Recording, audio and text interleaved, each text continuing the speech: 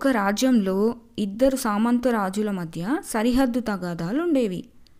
ఆ సరిహద్దు ప్రాంతవాసులు ఎవరికి పన్ను కట్టాలో తెలియక కట్టడం మానేశారు. ఆదాయం తగ్గిపోవడంతో సామంతరాజులిద్దరూ మహారాజుని ఆశ్రయించారు.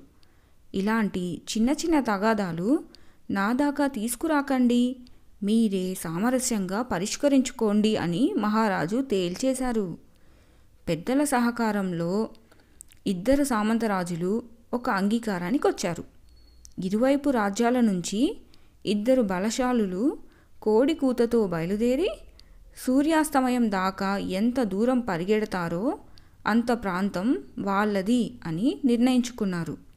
మంచి రోజు నిర్ధారించుకున్నారు. రెండు రాజ్యాల వాళ్ళు తమ తమ బలశాలుల్ని ఎంచుకున్నారు. పందెం ముందు రాత్రి ఒక రాజ్యం వారు రహస్యంగా రెండవ రాజ్యం కోడిని బాగా మేపారు. తిని తిని ఆ కోడి బద్ధకంతో బాగా నిద్రపోయింది. పొద్దున లేవలేదు, కూత కూడా పెట్టలేదు.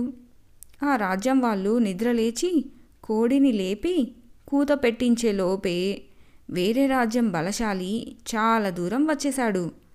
పొరుగు రాజ్యం పొలిమేరల దాకా పరిగెట్టాడు.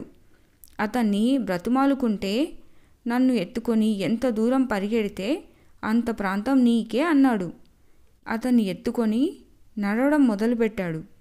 కానీ ఎంత దూరం వెళ్లకుండానే తెల్లారిపోయింది.